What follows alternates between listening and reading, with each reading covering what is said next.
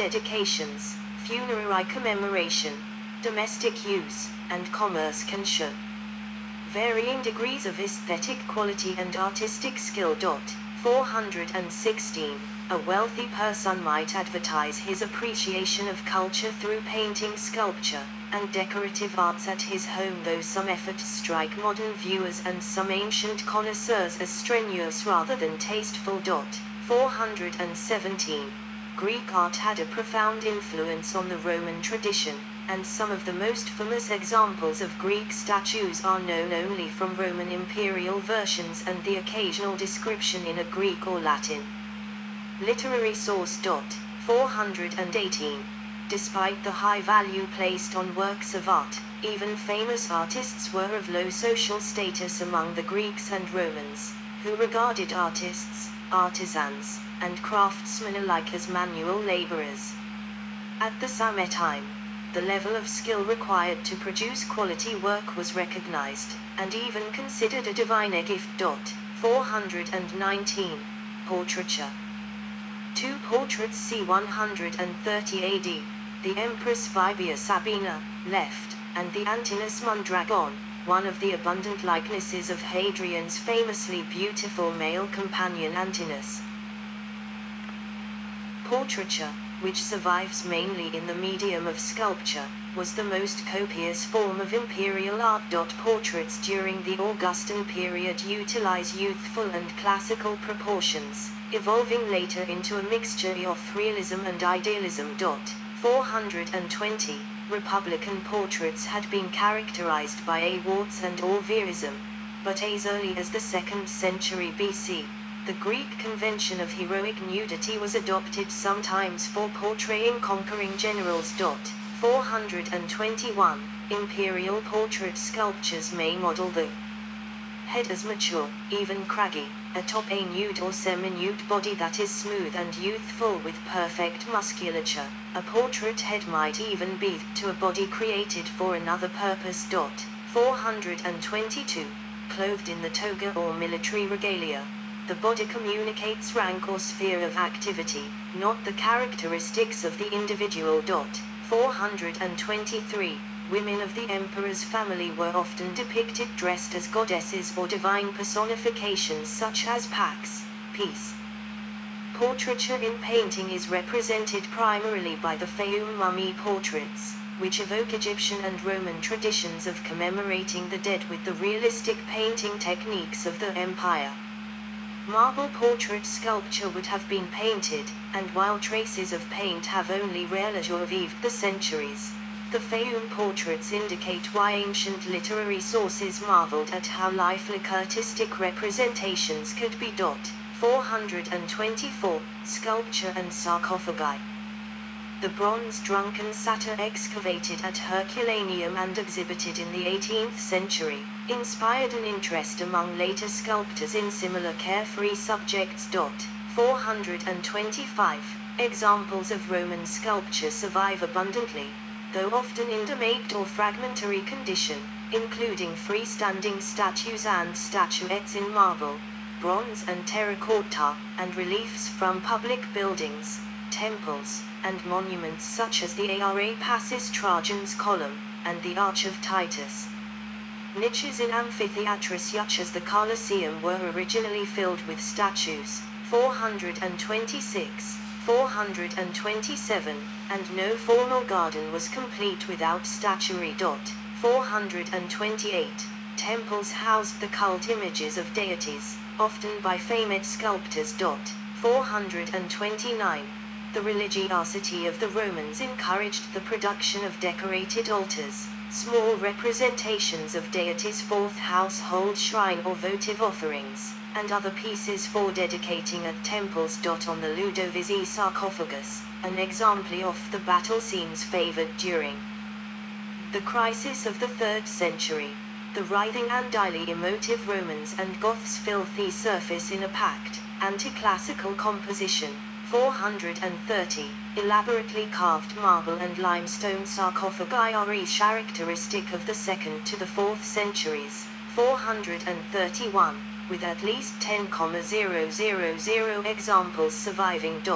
432, although mythological scenes have been most widely studied. 433, sarcophagus relief has been called the richest single source of Roman iconography. 434, and may also depict the deceased's occupation or life, course, military scenes, and other subject matter. The same workshops produced sarcophagi with Jewish or Christian imagery. 435. Painting. The Primavera of Stabii, perhaps the goddess Flora. Romans absorbed their initial paint models and techniques in part from Etruscan painting and in part from Greek painting. Examples of Roman paintings can be found in a few palaces, mostly found in Rome and surroundings, in many catacombs and in some villas such as Villa of Livia.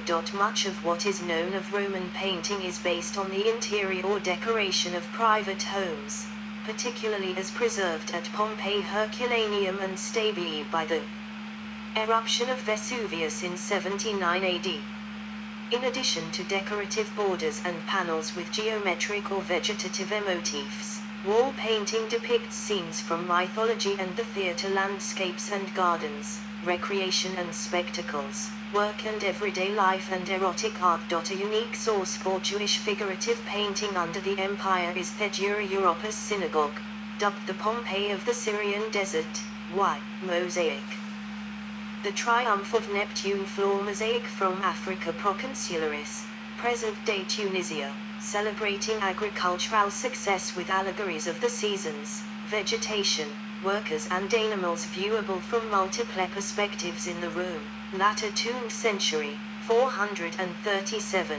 Mosaics are among the most enduring of Roman decorative arts and are found on the surfaces of floors and other architectural features such as walls, vaulted ceilings, and columns. The most common form is the tessellated mosaic, formed from uniform pieces, tesserae, of materials such as stone and glass. 438. Mosaics were usually crafted on site, but sometimes assembled and shipped as ready-made panels. A mosaic workshop was led by the master artist, Pictor, who worked with 2 grades of assistants. 439. Figurative mosaics share many themes with painting, and in some cases portray subject matter in almost identical compositions. Although geometric patterns and mythological scenes occur throughout the empire, regional preferences also find expression. In North Africa, a particularly rich source of mosaics, homeowners often chose scenes of life on their estates, hunting, agriculture, and local wildlife. 437. Plentiful and major examples of Roman mosaics come also from present-day Turkey, Italy, southern France, Spain and Portugal. More than 300 Antioch mosaics from the 3rd century are known. 440. Opus sectile is a related technique in which flat stone, usually colored marble, is cut precisely into shapes from which geometric or figurative patterns are formed.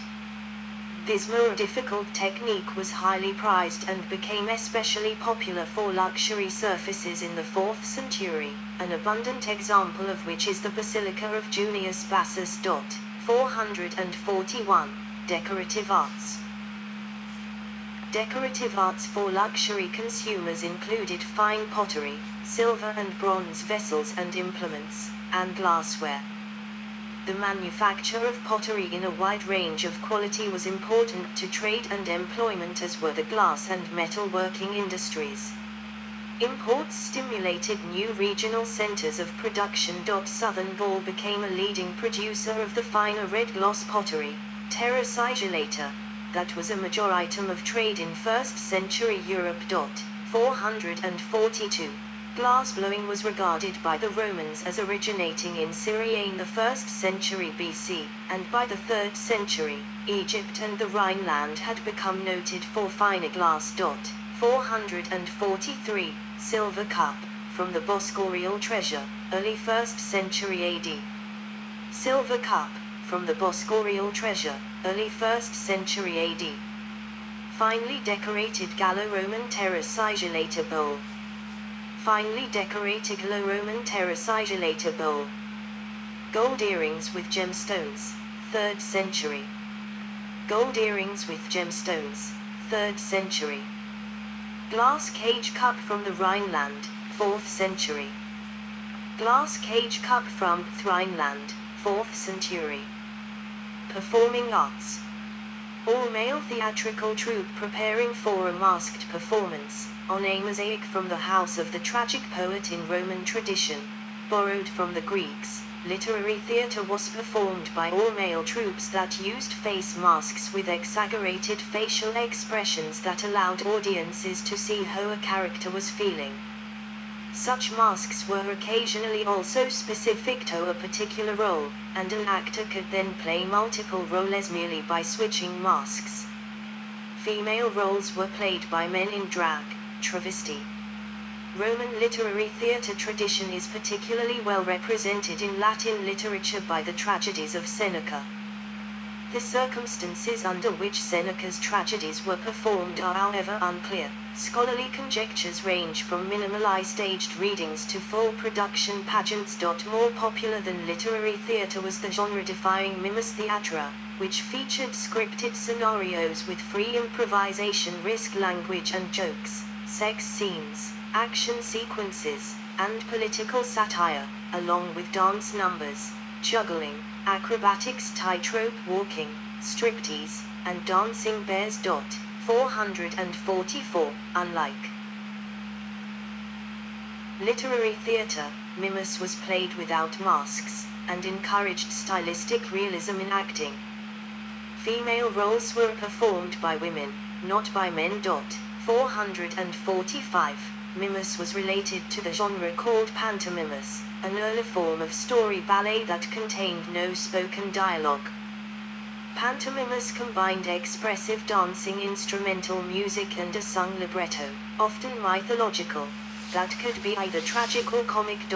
446.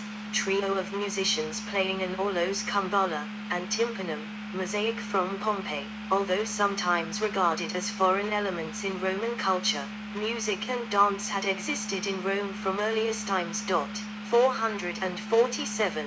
Music was customary at funerals, and the tibia, Greek aulos, a woodwind instrument, was played at sacrifices to ward off ill influences. 448. Song, Carmen, was an integral part of almost every social occasion. The Carmen Saeculaire of Horace, commissioned by Augustus, was performed publicly in 17 BC by a mixed children's choir. Music was thought to reflect the orderliness of the cosmos, and was associated particularly with mathematics and knowledge. 449. Various woodwinds and brass instruments were played, as were stringed instruments such as the cithara, and percussion. 448.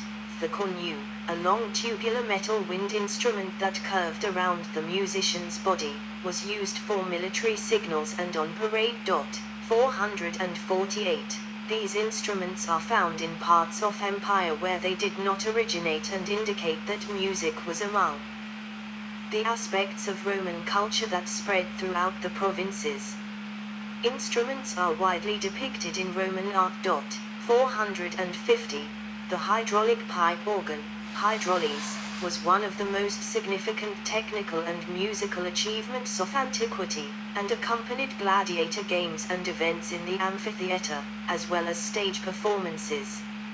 It was among the instruments that the Emperor Nero played. 448. Although certain forms of dance were disapproved of at times as non-Roman or unmanly, dancing ways embedded in religious rituals of archaic Rome, such as those of the dancing armed Salian priests and of the Arval brothers, priesthoods which underwent a revival during the Principate. 451. Ecstatic dancing was a feature of the international mystery religions, particularly the cult of Cybele as practiced by her eunuch priests the Galli. 452. And of Isis. In the secular realm, dancing girls from Syria and Cadiz were extremely popular. 453. Like gladiators, Entertainers were infamous in the eyes of the law, little better than slaves even if they were technically free. Stars, however, could enjoy considerable wealth and celebrity, and mingled socially and often sexually with the upper classes, including emperors. 454. Performers supported each other by forming guilds, and several memorials for members of the theatre community survive. 455. Theatre and dance were often condemned by Christian polemicists in the later empire. 447, and Christians who integrated dance traditions and music into their worship practices were regarded by the Church Fathers as shockingly pagan. 456. Saint Augustine is supposed to have said that bringing clowns, actors, and dancers into a house was like inviting in a gang of unclean spirits. 457. Literacy, books, and education. Estimates of the average literacy rate in the empire range from 5 to 30% or higher, depending in part on the definition of literacy. 458, 459, 460. The Roman obsession with documents and public inscriptions indicates the high value placed on the written word. 461, 462, z. The imperial bureaucracy was so dependent on writing that the Babylonian Talmud declared if all seas were ink, all reeds were pen, all skis parchment, and all men scribes, they would be unable to set down the full scope of the Roman government's concerns. 464. Laws and edicts were posted in writing as well as read out. Illiterate Roman. Pride in literacy was displayed in portraiture through emblems or reading. Yes, I need a break, because I'm just to fall asleep. It's 8 p.m. The video splits. In like 2 minutes. So we got to page 40. Page 40.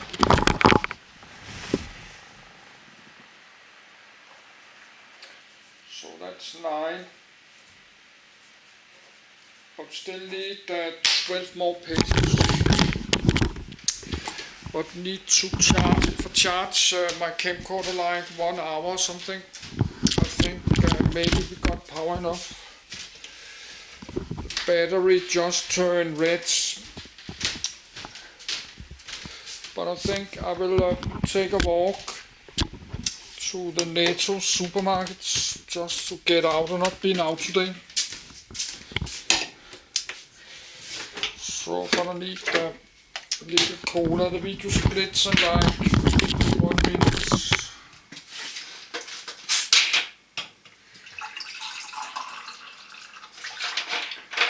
But I like to get up my bed a bit and open the doors.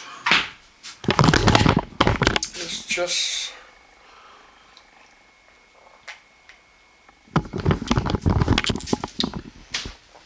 we have 1 minute.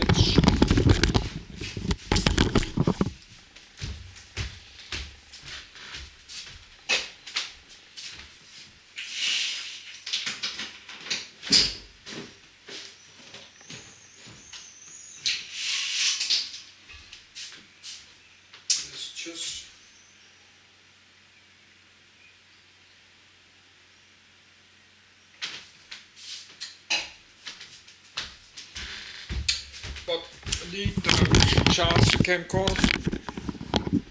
Can continue tomorrow.